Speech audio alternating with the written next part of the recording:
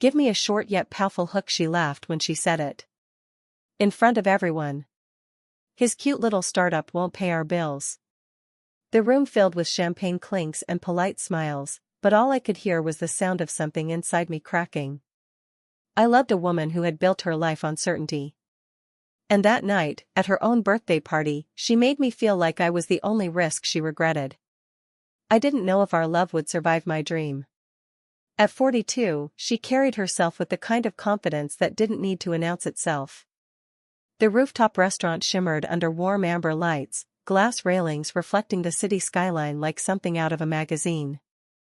A soft jazz trio played in the corner, the saxophone low and velvet smooth. Everything about the night felt curated, elegant, intentional, stable. I stood near the bar, 26, and slightly out of place in a navy blazer that suddenly felt too tight across my shoulders. My startup had just wrapped another 12-hour week of uncertainty, investors circling but not committing, projections that looked promising on paper but fragile in real life. Still, when I looked at her across the room, none of that seemed to matter. She was wearing a deep emerald silk dress, the fabric catching the light every time she moved. Her laughter carried, warm, self-assured, practiced in rooms like this. One hand rested lightly on a colleague's arm as she spoke, her fingers graceful, nails polished in a muted shade that matched her composure. When her eyes found mine across the crowd, she smiled, softening instantly. That smile was private. Ours. She crossed the room eventually, heels clicking against the tile, and slipped her hand into mine without breaking conversation. Her fingers were warm, steady. She squeezed once, absent-minded but affectionate, the way she always did when she wanted me close. I leaned in slightly, catching the faint scent of her perfume, something subtle and expensive, with notes of vanilla and citrus. She looked radiant. Accomplished. Certain. And I loved her for it. When it was time for the toast, the room quieted naturally. She stepped forward with a champagne flute, poised and glowing under the string lights. I felt a flicker of pride in my chest. She had built this life. This network. This security. And somehow, she had chosen me to stand beside her. She began graciously, thanking friends, mentors, her team. The crowd laughed in the right places. Applauded in the right places. Then her eyes found me again. And of course, she said lightly, tilting her head in my direction, I have to thank him. A few guests turned to look at me. She smiled, playful, teasing. For believing that his cute little startup is going to change the world. A pause. Perfect comedic timing. Even if it won't pay our bills anytime soon. The laughter came fast. Not cruel, just easy. Social. Acceptable. But it landed heavier than that. My grip tightened around the stem of my glass, the cold condensation dampening my fingers. I forced a smile, the kind that stretches but doesn't reach your eyes. My ears felt hot. My chest hollowed out in a way I hadn't expected. Cute. Little. Won't pay our bills. She laughed too, shaking her head like it was an inside joke. Like I was in on it. When she returned to my side, she slipped her arm around mine and pressed a quick kiss to my cheek. You know I'm kidding, she whispered. Her lips were warm. Familiar. But something inside me had shifted, small, quiet, and undeniable. For the first time that night, I didn't feel like her partner. I felt like her risk. The city looked different on the drive home. From the rooftop, it had felt glamorous, full of promise and possibility. But through the windshield of my car, it was quieter. Colder. Streetlights stretched into long golden lines against the glass as we moved through downtown traffic. She slipped off her heels the moment we got inside, exhaling in relief. I swear these get higher every year, she laughed softly, flexing her toes against the dashboard before settling back into the seat. I smiled automatically. Muscle memory. She looked beautiful still, hair slightly tousled from the wind, lipstick faded just enough to feel intimate. There was a glow to her after parties like that. She thrived in rooms full of certainty. You did great tonight, I said, keeping my voice even. She glanced at me. Oh, the toast. Please. I didn't even plan that. I swallowed. Didn't even plan that. Traffic slowed at a red light. The hum of the engine filled the silence between us. Somewhere in the distance, a siren wailed faintly. She reached over casually, resting her hand on my thigh, warm, familiar, grounding. Her thumb brushed once, absent-minded and affectionate. Usually, that small touch would steady me. Tonight, it made my chest tighten. Did you really mean it? I asked, eyes fixed on the red light ahead. Mean what? She tilted her head, genuinely confused. About my startup. The words felt heavier out loud. About it not paying our bills. The light turned green, but I didn't move immediately. A car behind us honked, sharp and impatient. I pressed the gas gently. She let out a soft laugh, the kind she used when something felt overly sensitive. Oh my God. That. It was a joke. It didn't feel like one. She went quiet for a second. I could feel her studying my profile, jaw tight, hands steady on the wheel. You know I'm proud of you, she said finally. But you can't expect me to pretend it's some guaranteed empire. I've worked too hard to live in fantasy. Fantasy. The word stung more than the original joke. Her hand was still on my thigh. I reached down gently, lifting it and placing it back on the center console. Not aggressively. Just, deliberately. The movement changed something. She stared at her hand for a moment before folding it into her lap. I wasn't trying to humiliate you, she said, softer now. I know. And I did. That was the worst part. But when everyone laughed, it felt like I was a kid with a lemonade stand. The words surprised both of us. She leaned her head back against the seat, looking up at the dark ceiling of the car. You're not a kid. Then don't make me sound like one. Silence stretched again, thicker this time. Not angry. Just heavy with things neither of us had said before.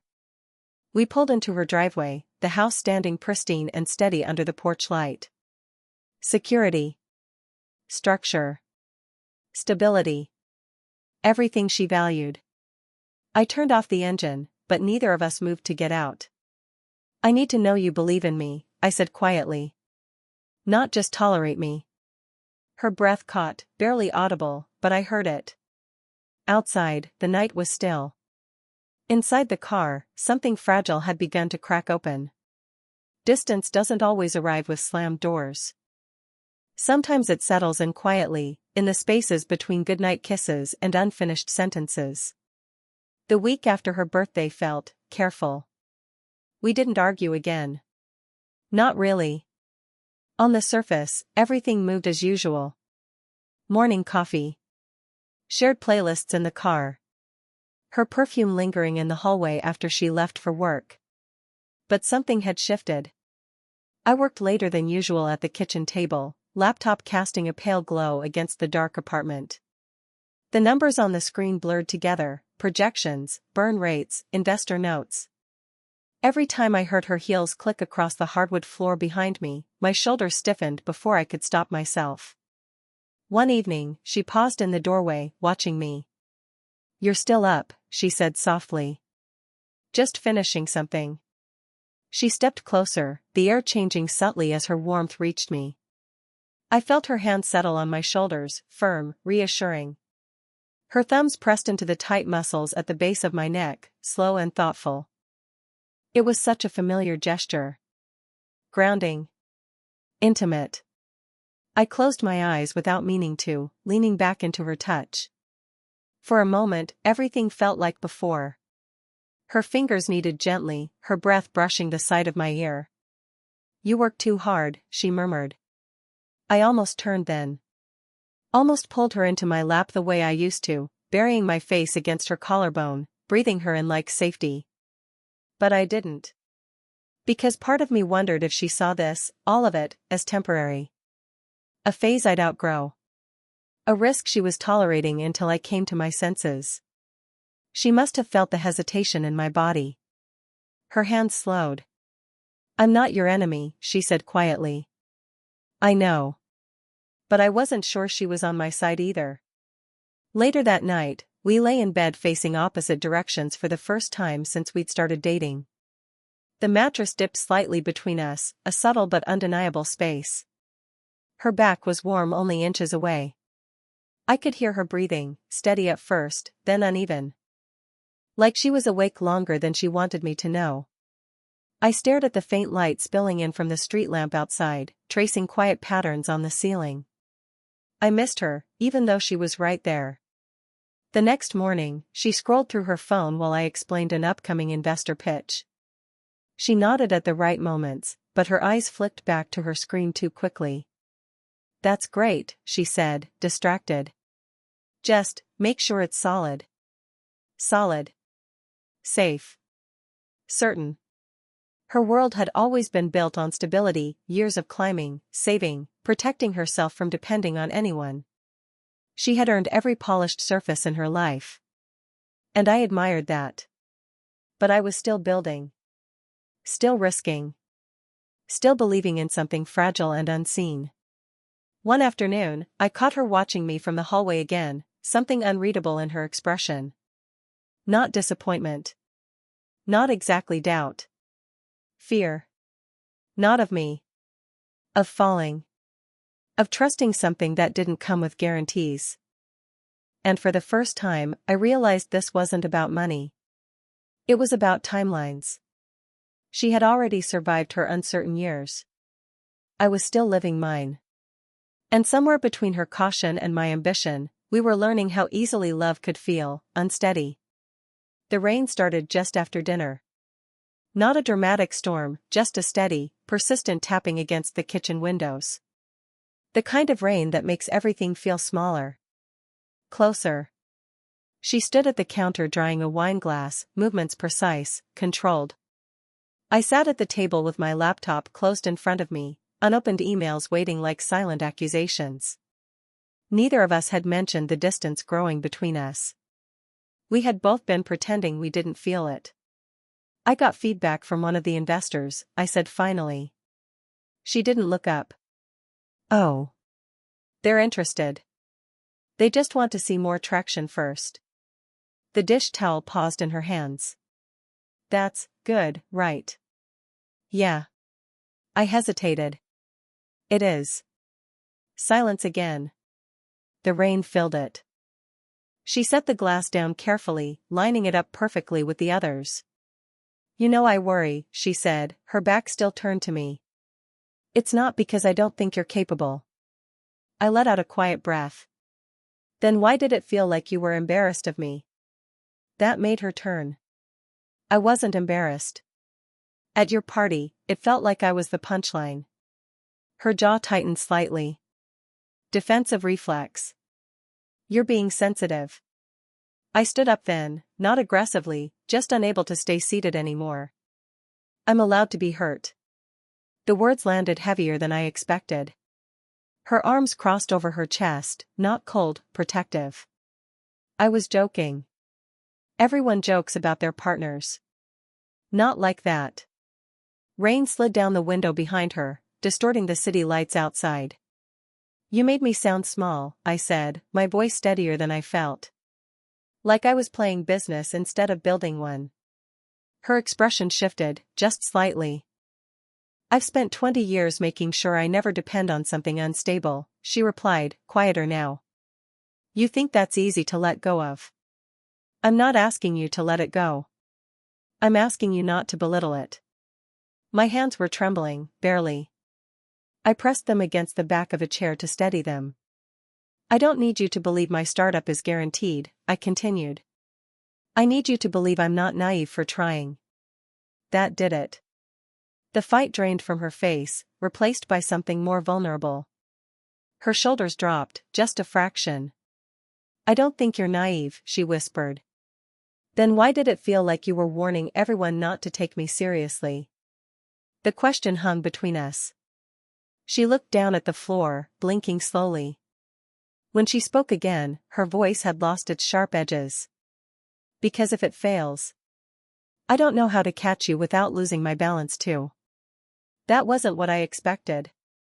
The rain softened outside, fading into a distant hum. I'm not asking you to carry me, I said gently. Her eyes lifted to mine, glossy, not with anger, but fear. I don't want to wake up at 50 and realize I gambled my stability on something that never materialized, she admitted. There it was. Not contempt. Fear. I stepped closer, careful, giving her time to step back if she wanted to. She didn't. I'm not your gamble, I said quietly. I'm your partner. Her breath hitched almost imperceptibly. And partners don't make each other feel small to feel safe. For a long moment, we just stood there, close enough to touch, separated by pride and vulnerability. The rain stopped completely. And in the quiet that followed, there was no more room to hide behind jokes. After the rain stopped, the apartment felt strangely exposed, like the silence had washed everything clean. She walked past me without another word, down the hallway toward the bedroom. Not storming. Not retreating. Just thinking. I gave her a minute before following. The bedroom lamp was on, casting a soft amber glow across the walls. She was sitting on the edge of the bed, hands resting in her lap, posture perfectly straight, the way she sat in boardrooms, in negotiations, in rooms where showing emotion was a liability. But this wasn't a boardroom. I stayed by the doorway at first, unsure. You don't have to stand over there, she said quietly. I stepped closer and sat beside her, leaving a respectful space between us. Close enough to feel her warmth. Far enough to show I wasn't assuming anything. For a moment, she just stared ahead. Then her shoulders softened. I was 38 when I finally felt stable, she began, her voice calm but thinner than usual. Do you know what that feels like? To spend almost 2 decades bracing yourself. I didn't answer. I just listened. I dated men who promised big dreams before, she continued. Big ideas. Big futures. And when they collapsed, I was the one who picked up the pieces. Emotionally. Financially. She swallowed. I promised myself I wouldn't do that again. Her fingers twisted together slightly, the first physical sign of nerves I'd seen from her in a long time. I'm not them, I said gently. I know, she replied quickly. That's what makes this harder. That caught me off guard. She turned toward me then, finally. The confident polish she wore in public wasn't there. Just a woman who had learned to protect herself too well. You make me feel things that aren't controlled, she admitted. Hope. Risk. That kind of belief you have. It's beautiful. A faint, almost embarrassed smile touched her lips. And it terrifies me. The honesty in her voice pulled something loose in my chest. I wasn't mocking you because I think you're small, she said. I was mocking it because if I make it smaller, maybe it won't have the power to hurt me. That hurt to hear, but it also made sense. She hesitated, then slowly reached for my hand. Not confidently. Not playfully. Carefully. Her fingertips brushed mine first, testing the distance. When I didn't pull away, she laced our fingers together, her grip firmer this time. I was cruel because I was afraid, she whispered. I turned my hand upward fully, holding hers instead of just being held. Her skin was warm, slightly trembling now. You don't have to protect yourself from me, I said. A soft breath left her, almost a laugh but heavier. I don't know how not to. I lifted our joined hands and pressed them gently against my chest, over my heartbeat. Slow. Steady. I'm going to fail at things, I told her honestly. Maybe even this startup. But I won't fail at loving you. Her eyes closed briefly at that. When they opened again, they were bright, not falling apart, but no longer armored. She shifted closer, until our shoulders touched. Then, slowly, she rested her head against me. No performance. No polish. Just warmth. For the first time since her birthday, the space between us felt intentional, chosen closeness, not accidental distance. And in that quiet bedroom light, she wasn't a woman guarding her stability. She was someone asking to be understood. No rooftop views. No string lights. Just a rented co-working space with folding chairs, a projector that hummed too loudly, and a table of lukewarm coffee in paper cups. The kind of place where ideas either found oxygen, or quietly suffocated. I adjusted the cuffs of my shirt for the third time, trying to steady the restless energy under my skin. My reflection in the dark laptop screen looked younger than I felt.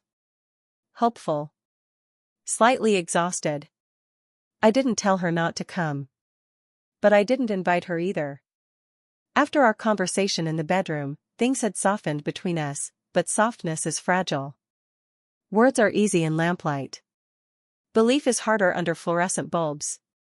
Investors filtered in slowly, murmuring to one another. I recognized a few faces from email threads. Polite smiles. Measured curiosity. And then, just as the moderator called my name, the glass door at the back of the room opened. She stepped inside. No dramatic entrance. Just her, in a tailored cream blazer, hair pulled back loosely, scanning the room until her eyes found mine. My breath caught. She didn't wave. Didn't demand attention. She simply chose a seat in the back row and crossed her legs calmly, folding her hands in her lap. Present. My pulse steadied in a way I hadn't expected. When I began speaking, my voice wavered for half a second, just enough for me to notice. My eyes flicked toward her. She wasn't smiling widely. She wasn't performing encouragement. She was listening. Really listening. Chin slightly lifted. Eyes focused. No phone in her hand. When I explained the growth strategy, she nodded once, subtle, but deliberate. When I spoke about long-term scalability, her expression didn't tighten the way it used to when uncertainty entered the conversation. She let the risk exist in the room. For me. Halfway through, I felt the shift inside myself.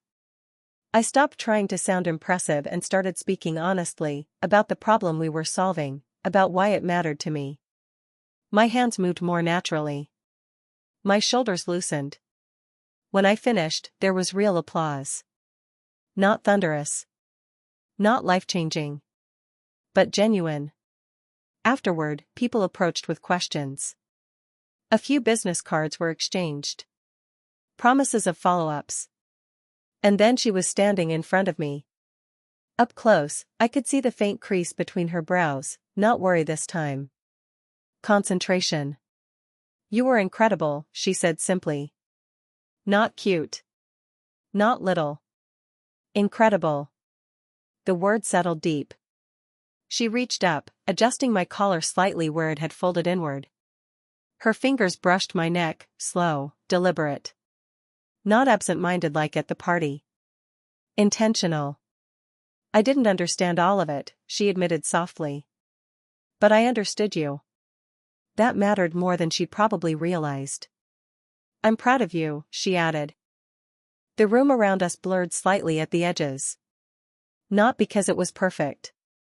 Not because funding was secured or futures guaranteed. But because she had shown up. Not to evaluate. Not to tease. To stand beside me, even from the back row. Her hand rested briefly against my chest, over my heartbeat, mirroring what I'd done in the bedroom days earlier. I'm still going to panic sometimes, she said with a faint smile. I know. But I won't make you small to feel safe. That was the test. Not whether my startup would succeed. But whether we could grow without shrinking each other. And for the first time I believed we could. The morning after the pitch, the apartment felt different. Not brighter. Not magically transformed. Just, lighter. Sunlight filtered through the curtains in soft gold stripes, landing across the kitchen floor. I was already awake, sitting on the balcony with 2 mugs of coffee, letting the quiet settle in my chest. The city sounded gentler at this hour, distant traffic, a dog barking somewhere below, wind brushing against the railing. I heard the soft shuffle of her steps before I saw her. She stepped outside wrapped in one of my old hoodies, sleeves pushed up, hair loose and slightly messy. There was something disarming about seeing her like that, the polished executive replaced by a woman still waking up. She sat beside me without a word. Close. Not out of habit. Out of choice. For a moment, we just watched the morning move. Steam curled from her coffee. Her knee brushed mine lightly, and this time neither of us adjusted away. "I've been thinking," she said quietly. "That's usually dangerous," I teased gently. A small smile tugged at her lips. "I'm serious." I turned toward her. "I built my life on certainty," she continued. "Savings accounts. Contracts. Backup plans. I don't regret that." She paused, fingers tracing the rim of her mug. "But somewhere along the way, I started believing love had to be just as predictable." I listened, feeling the weight of her words, not defensive now, just reflective. "You're not predictable," she said, glancing at me. "You're ambitious. You're stubborn. You chase things that don't exist yet." A breath. "And that used to scare me." "Used to." She nodded faintly. "It still does. But fear isn't always a warning. Sometimes it's just unfamiliar." Her hand moved slowly across the small space between us until her fingers rested against mine. "Warm. Steady. I don't need your startup to guarantee my future," she said. "I need to know we won't humiliate each other when we're scared." The honesty in that almost made me laugh, not because it was funny, but because it was so real. "I may fail," I admitted. "The company might not become what I think it will." She squeezed my hand once. "And I may panic when things look unstable." We both smiled at that. "But," she added softly, "I won't ever make you feel small again to protect myself." That mattered more than a financial safety net. I set my coffee down and turned fully toward her. She shifted too, her legs tucking slightly beneath her as she faced me. The morning breeze lifted a strand of hair across her cheek. Without thinking, I reached up and brushed it back gently, my fingers lingering near her temple. She closed her eyes briefly at the touch. "You make me better," I said quietly. "Not safer. Better." Her expression softened, vulnerable in a way that felt earned. She leaned forward first this time, pressing a slow kiss to my cheek. It wasn't rushed. It wasn't decorative. It was grounding. Then she rested her forehead lightly against mine, our breaths mingling in the cool air. "Let's build something," she whispered. "You build your company. We build this. No grand declarations. No guarantees of forever. Just two people choosing each other, fully aware of the risks." And somehow, that felt more secure than certainty ever could.